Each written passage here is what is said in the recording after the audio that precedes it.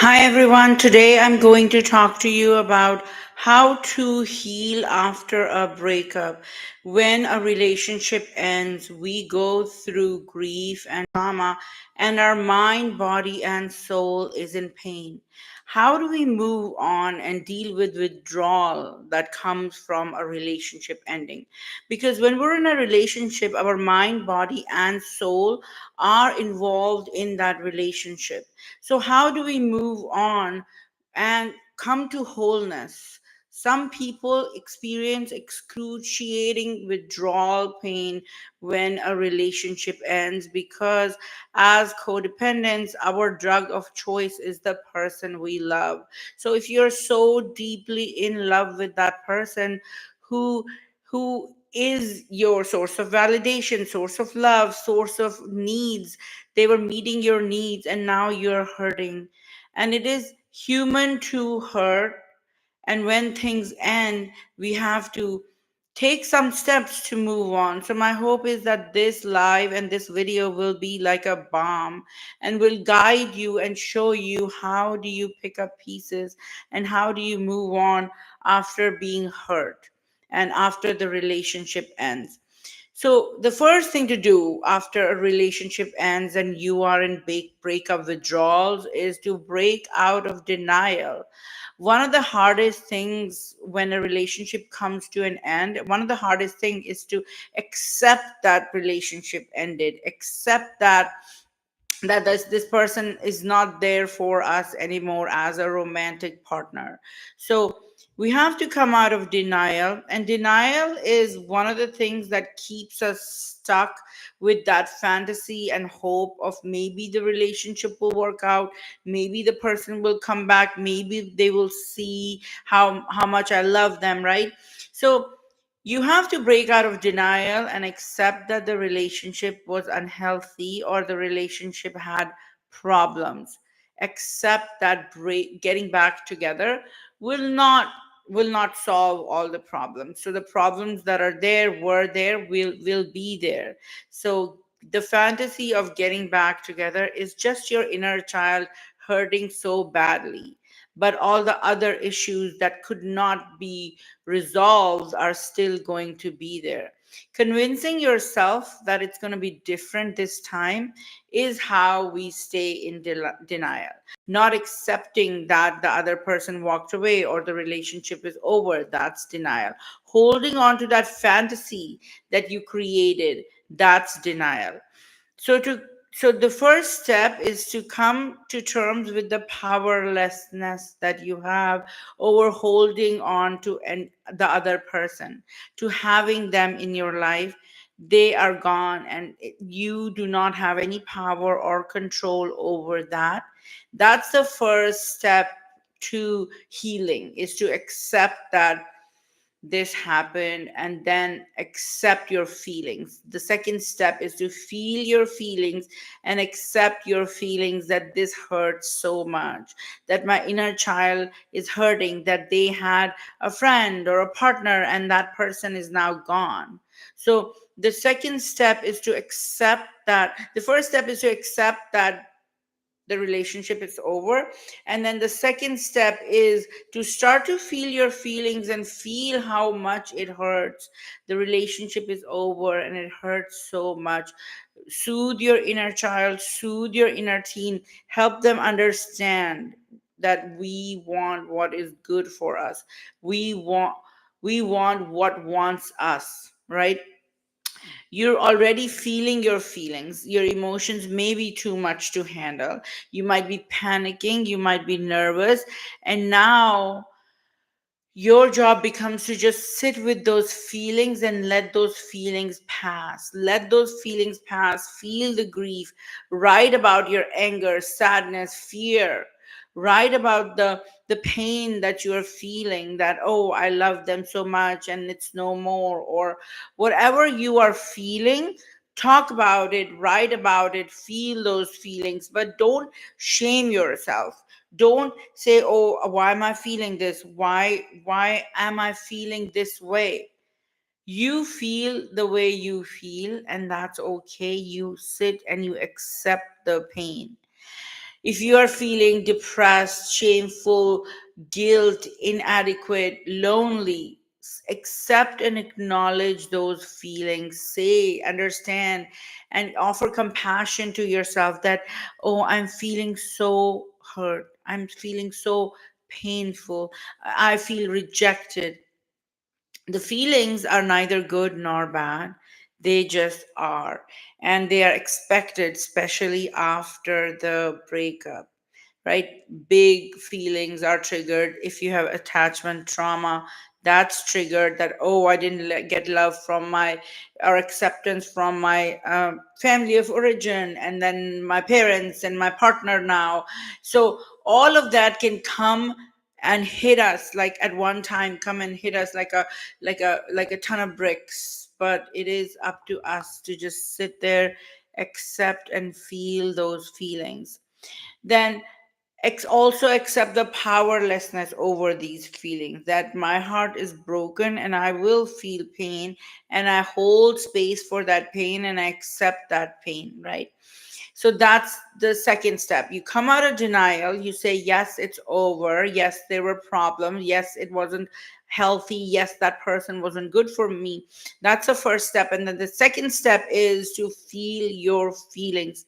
Feel your feelings, write about them, talk about them, sing about them.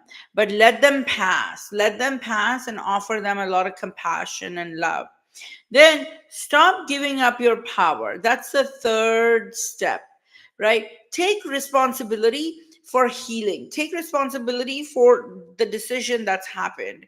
And take, you can blame, you can offend others, you can blame, you can fight, you can be angry, but the own that decision, right? So the decision that has happened, that's the reality. Accept that reality and stay in that reality and accept that truth and take care of yourself, right? Take care of yourself, and that's how you retain your power.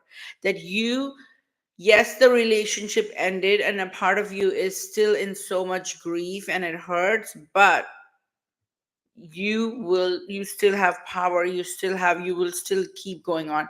Give yourself that hope, that strength, and talk to others who give you that hope and strength. Know that all of us have gone through heartbreak many times, and we are capable of healing. We are capable of growing from it, and then we're capable of going to the next step in our timeline. Then avoid your environment of all triggers. So if the decision is final, we're moving on, we're going to take care of ourselves by feeling our feelings and soothing ourselves, engaging in healthy coping skills. Then you maintain no contact. Don't engage in the fantasy. Remove whatever reminds you of that relationship or that person. Get rid of the trigger, so you're not living in that fantasy or living, or nothing triggers your hope about to get the person back. So nothing triggers your fantasy, or that, looking at just the good times. We do that a lot too. After the breakup, we forget all the problems and the bad times and the unhealthy person or the unhealthiness of the relationship. We start focusing on selectively on the good times. So remove all the triggers from your environment so you can maintain no contact throughout your healing, because the more you contact that person, the more you will get triggered, right? You're going to want to talk about it, feel it, and it goes on. So healing means focusing on yourself. To heal means to start focusing on your own recovery. Engage in deep self care. And what is self care? Feeling your feelings, speaking your truth, connecting with yourself, connecting with your God, sitting in solitude, just validating yourself, giving yourself hope, strength. All of that is self care, along with healthy eating, sleeping, exercising, right? You're not going to want to do all this because you are in so much grief and emotional pain. And that is so understandable. But we still show ourselves that we can go on by putting one little step in front of the other. Then view the breakup as an opportunity of growth. Whenever there is pain, there is suffering, you overcome something, there is opportunity of growth in that. So view the breakup as an opportunity of growth, that so learn the lesson. What was the lesson? Did I pick the wrong person? Am I codependent who attracted a narcissist? Was i was i over giving, over loving, fixing, rescuing? Did the relationship just become about them? So what was unhealthy?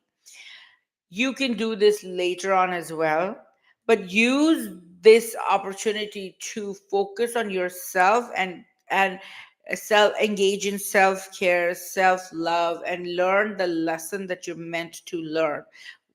Learn what works for you.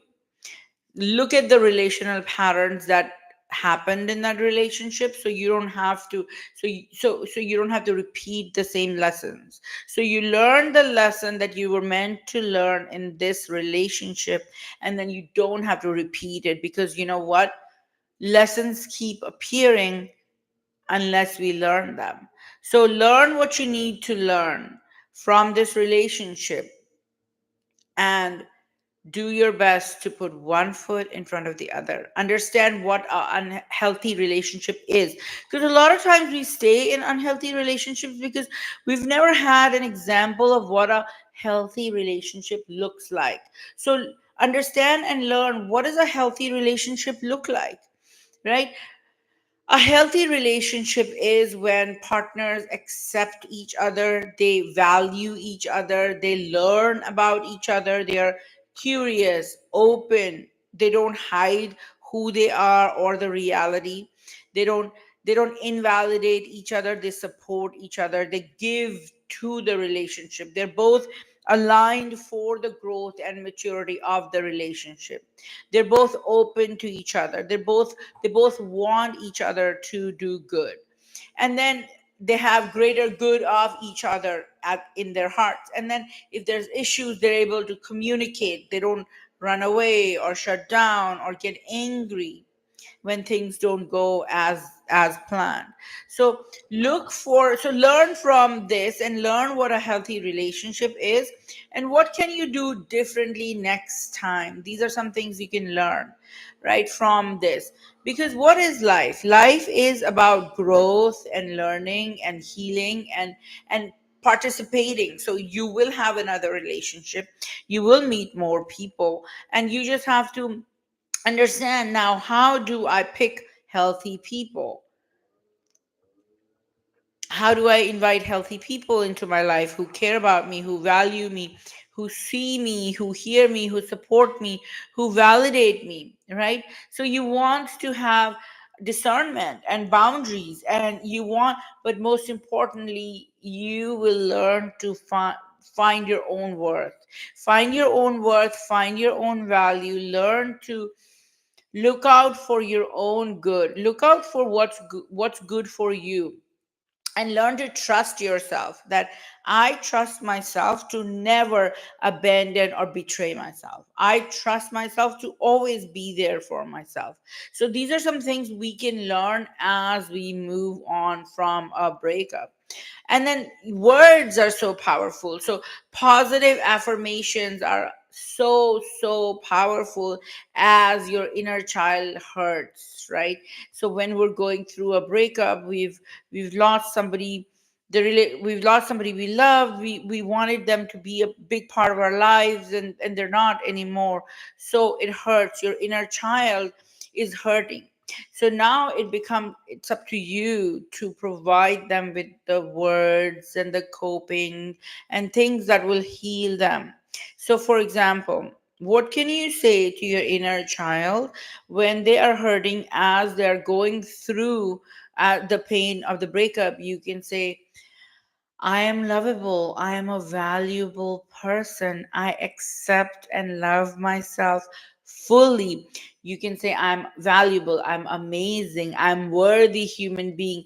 I'm worthy of a healthy relationship. I'm worthy of a partner who sees me, prioritizes me, communicates with me, who right? So I allow myself to wait and get ready for that relationship. I allow myself to focus on myself as I heal and grow and learn, right?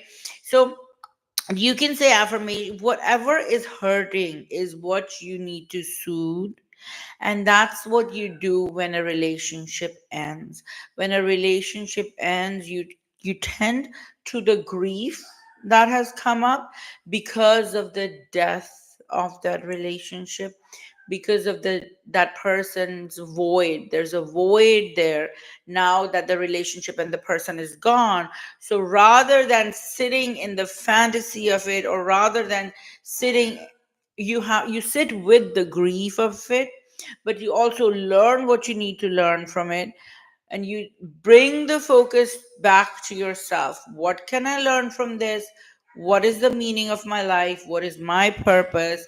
And what do I deserve? I deserve healthy, loving relationships with people who are kind, who see me, right? So these are some of the steps that you can take immediately, right as the relationship ends and you're in withdrawal and you're hurting. And so, and I coach people who are going through pain in their relationships, pain with their partners.